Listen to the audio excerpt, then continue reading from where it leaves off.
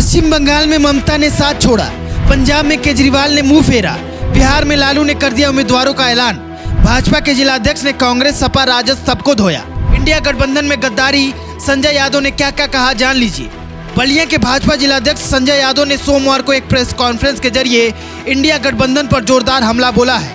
उन्होंने इस गठबंधन को ठगबंधन कहा है और जमकर आलोचना की है। संजय यादव ने कहा है कि इंडिया गठबंधन अपने नेताओं के भ्रष्टाचार को बचाने में लगे हैं, लेकिन पीएम मोदी भ्रष्टाचार के खिलाफ लड़ाई लड़ रहे हैं। उन्होंने खुलेआम किया कि इंडिया गठबंधन के नेता एक दुकान की तरह हैं, जो एक तरह के झूठ बोलकर, लूटकर और देश को बदनाम करके अपने स्वार्थ के लिए काम कर रहे हैं। प्रधानमंत्री नरेंद्र मोदी कहते हैं कि भ्रष्टाचार हटाओ, मगर इंडिया गठबंधन के नेता कहते हैं कि भ्रष्टाचारियों को बचाओ। उन्होंने कहा कि पश्चिम बंगाल में ममता ने इंडिया गठबंधन का साथ छोड़ दिया, पंजाब में केजरीवाल ने मुंह फेर लिया, बिहार में लालू ने शेयरिंग के बगैर उम्मीदवारों का ऐलान कर दिया, कांग्रेस और आम आदमी पार्टी छोड़कर सांसद और विधायक भाग रहे हैं, उत्तर प्रदेश में कांग्रेस को कोई भाव नहीं दे रहा। कुल मिलाकर इंडिया गठबंधन में कोई भी एक साथ नहीं है। इसके साथ ही संजय यादव ने और भी तमाम सवाल उठाए। इसके अलावा उन्होंने भाजपा के उज्जवल भविष्य के लिए पीएम मोदी की कार्यप्रणाली की प्रशंसा की और कहा कि मोदी के लिए पूरा देश ही परिवार है।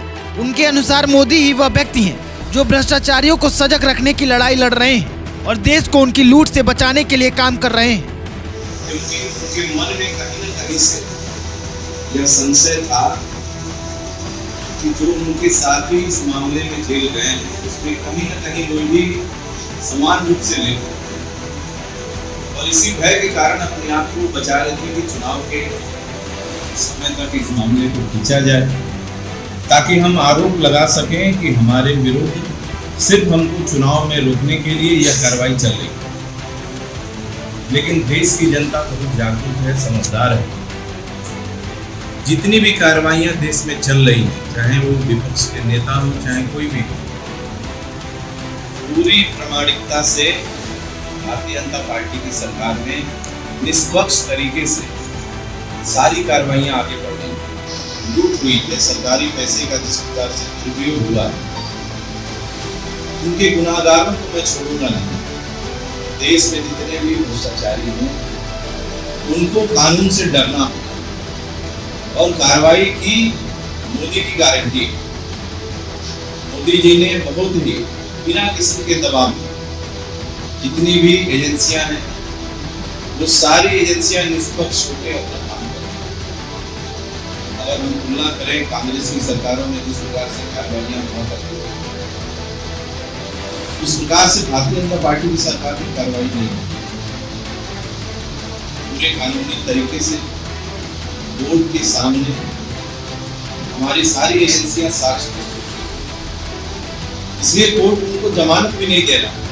लंबे समय से लोग जेल में, अगर उनके खिलाफ कोई मामला नहीं बनता तो कोर्ट उनको जरूर जमानत देती, लेकिन कोर्ट ने स्वीकार किया है कि ये सारे सबूत पर्याप्त हैं किसी को भी जेल भेजने के लिए, और इसलिए ये लोग सालों से जेल में। भारतीय जनता पार्टी की सरकार में बिना किसी भी द्वेष के सभी के साथ कानूनी व्यवहार किया जा रहा है और ईमानदारी से एजेंसियां अपना काम कर रही हैं। लोगों को निष्पक्ष होकर एजेंसियों के सामने अपनी बात को रखना चाहिए और अपनी जो गलतियां हैं या गलतियां नहीं हैं, उसमें अपने आप को प्रस्तुत करते हुए उससे बाहर आना चाहिए। लेकिन वो अपने आप को निष्पक्ष कोर्ट के सामने अपने आप को साक्ष्य नहीं प्रस्तुत कर पा रहे हैं कि मैंने ये गलत काम नहीं किया, और इसलिए कोर्ट ने संज्ञान लेते हुए उन्होंने जेल में डालने का काम किया है। लेकिन पिछले दिनों हमने देखा कि जितने नेताओं के खिलाफ भ्रष्टाचार के मामले चल रहे हैं, तो सारे लोग इकट्ठे हो रहे हैं। देश में उन्होंने गठबंधन बनाने का प्रयास किया, इंडी गठबंधन के नाम से गठबंधन बनाने का दिखावा देश में किया गया, लेकिन जैसे ही चुनाव की घोषणा हुई, सीटों के बंटवारे की बात आई, तो सब लोग अपना अकेले अपने राज्य में अकेले चले। आपने देखा है पश्चिम बंगाल में ममता बनर्जी जी को बहुत अगुवाई कर रही थी गठबंधन का, बिहार में नीतीश कुमार जी गठबंधन से ही बाहर हो गए और भारतीय जनता पार्टी के साथ आ गए।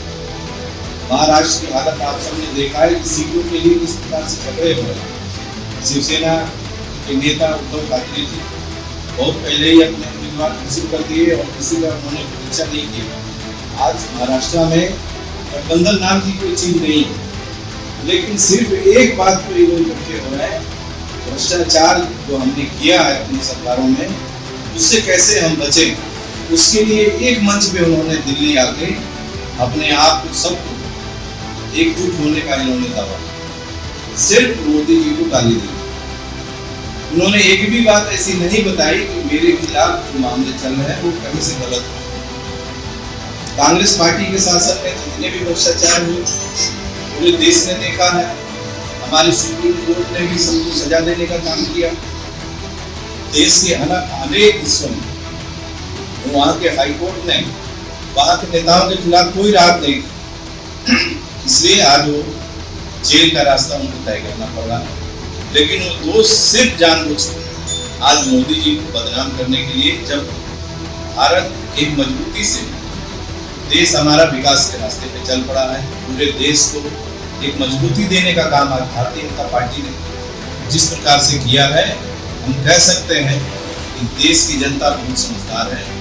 देश की जनता ने तय कर रखा कि आज जो यह सरकार भारत की मजबूती से विकास के रास्ते में आगे बढ़ाने का काम कर रही है, देश में जो भ्रष्टाचारी हैं उनके खिलाफ कठोरता से कार्रवाई हो रही है। जो मोदी जी ने गारंटी दिया है कि देश का कोई भी भ्रष्टाचारी होगा पूरे तौर पे उसके खिलाफ कार्रवाई होगी, किसी को बख्शा नहीं जाएगा। हम वोट के बीच में भी हम चुनाव से नहीं डरते हैं। भ्रष्टाचार के खिलाफ कार्रवाई अगर चुनाव के बीच में भी करनी पड़ेगी, मोदी जी उससे पीछे हटने वाले नहीं है। मैं विपक्ष के सारे साथियों को बताना चाहता हूं कि अब भारतीय जनता पार्टी की सरकार है और देश के प्रधानमंत्री